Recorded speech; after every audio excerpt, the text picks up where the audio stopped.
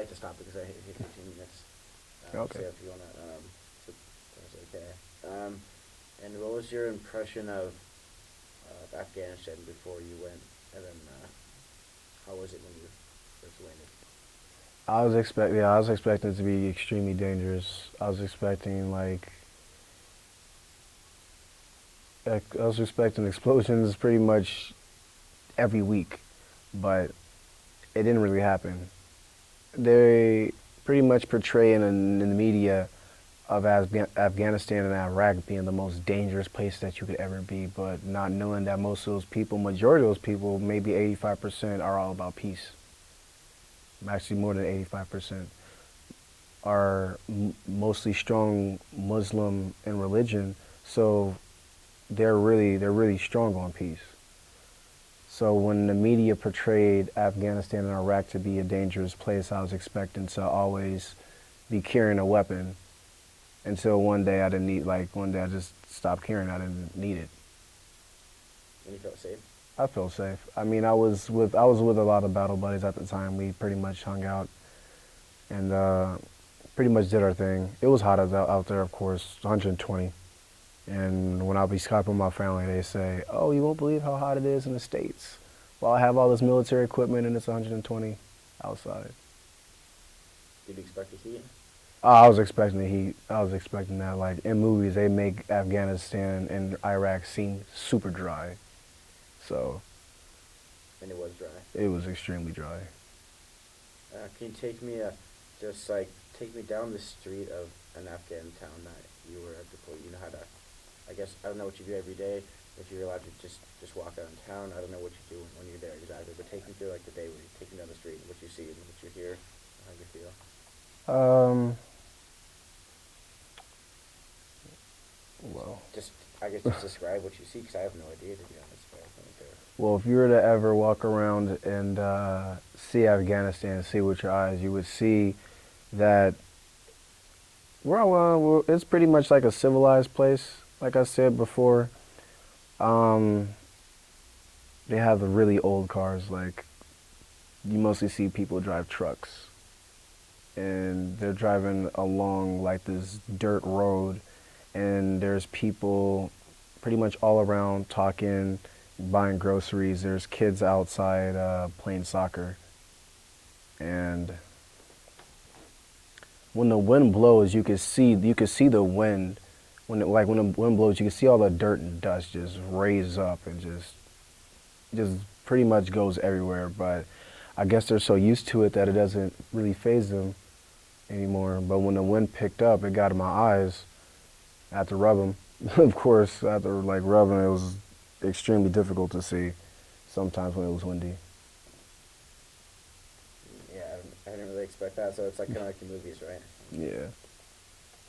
Um, can you take me through an experience of you encountering an Afghan person, just any civilian, and what they're like and how people think of them compared to how they really are when you met them? If there's any person that you met, you talked to, that got close to. Um, when I was actually in Afghanistan, this is actually where I got my Purple Heart.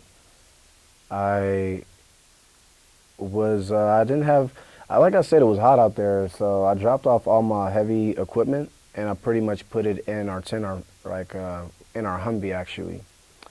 And I was just driving around. I still had on my uniform, of course. I was just driving around, and then I heard just like gunfire out of nowhere.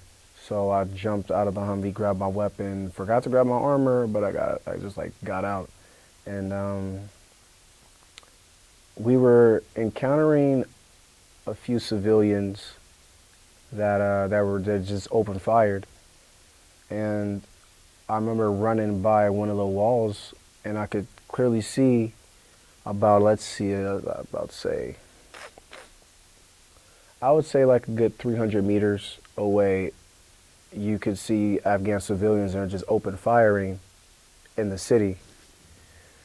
So one little girl that I saw as I was peeking around the corner, she was scared. She had her hands on her face and she was scared. She didn't want to, of course, be hit, and she's I guess never been in that situation. And one thing they taught us in the military is never go out and grab somebody, no matter who it is, no matter if it's a battle buddy or a civilian. You never go out there. You don't never do your John Wayne thing and be a hero. But what can you do? She's 6, 7 years old. So of course I didn't remember that rule that they told us. I ran out and grabbed a little girl, and when I grabbed her, I was shot in the back, and I fell to the ground. And as I fell to the ground, I laid on the little girl so she wouldn't get hit. If anything, I would be hit by any stray bullets.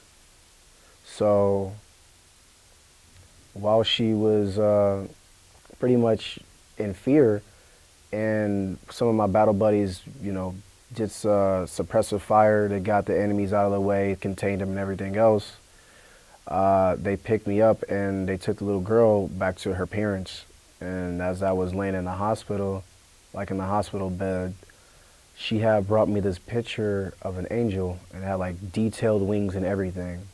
So she had brought me that, and it just felt pretty good to save somebody's life and pretty much get rewarded for it. Not so much of the military, but so much as it is just morally. And one of the tattoos I actually want to get is the angel wings on my back, and just from that experience. So I'll never forget that. It's pretty cool. Definitely tattooed. No one would even expect the background story to that, Yeah. Did anyone see what you did? Was it out in public, out in the open that you did this? Yeah. A few of my battle buddies saw. I was going to actually get deranked for pretty much doing that, but they are like, well, you kind of been a hero too, so, and still alive. So how did you get, that might have been the recent guy, you got the Purple Heart, but I don't know if people, I guess, won't know if they're watching. So can you tell me about the Purple Heart that you got? Well, Purple Heart, veterans usually get those, our soldiers usually get those. It is if you're wounded or you died in combat. You gotta be either wounded really badly, like shot, or a head cut off or something, where you're bleeding a lot, or if you're just dead, like I said. And that's what most veterans don't even see their Purple Heart. I had a lot of battle buddies who got Purple Heart and weren't even able to see it. Get it. I was gonna ask you, I'm also kind of curious myself. Can you take me through everything that you felt when you got shot, physically, and what you thought of when it happened? Okay, I'm gonna die right here, or I don't know if you thought you were gonna die, or just take me, from the point where you got shot, or you realized you were shot. Just how did that feel? Well, when I heard the gunfire and I was, like I said, peeking around the corner, I was thinking in the back of my mind is well, I see this little girl here and I don't know what to do. So maybe I was just pretty much having debates with myself for about a minute about should I run out there or should I not? And I'm like, well, I'm already wasting time. So I pretty much had the mindset as if I was going to die right here, then I was going to die right here. And at least if I died, people would know. It's not like if I were to be died in the streets and it's a mystery. People would know what happened. And when I grabbed a little girl, and I knew I got hit because I felt something just push my back harder and pretty fast. I was like, hey, this doesn't feel pretty good. And right when the impact, the bullet hit me, I felt pain and then a rush of coldness. And then when I fell, I guess when my body calmed down, that adrenaline, it started to hurt extremely badly. But I was kind of actually holding my composure so I won't freak the little girl out harder than she was already. What did the girl do the entire time this happened? How was she doing? Well, she was first screaming, and when I grabbed her, she was screaming still, but as soon as I got hit and I was pretty much telling her it's okay, that she calmed down. I know that she was still in shock, but she was trying to calm down. I was kept telling her it's going to be okay, we're the good guys, we're here to protect you. That story. So it's real. People even never hear about that stuff, you know. Yeah. Like, I'm surprised I didn't hear that in the news, but does that happen often, something like that? I mean, people just take it for granted. Yeah, stuff like that happens a lot, and or when I went over there, it happened occasionally, but I've been hearing it's happened a lot, and no one's been getting any recognition. So, I was gonna ask you, what's the most vivid experience in Afghanistan? The strongest image that you have from Afghanistan? when I blew up a Humvee, we were just blowing it up for fun. Saying like in the Uh, of the question. One of my greatest memories in Afghanistan, and actually the funnest memory, is when we were leaving. And combat engineers, when we get bored, we can't get bored, because if we get bored, bad stuff happens. When combat engineers get together, we build explosives just out of fun. Like, we can build explosives out of MRE packets, which is the meal ready to eat, which is pretty much what MRE stands for. And yeah, we would just get those and make explosives out of those.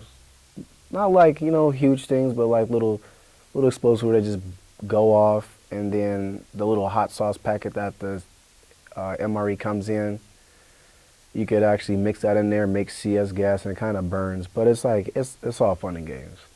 But I guess the best memory I had of Afghanistan, when we were leaving, a week before we got sent back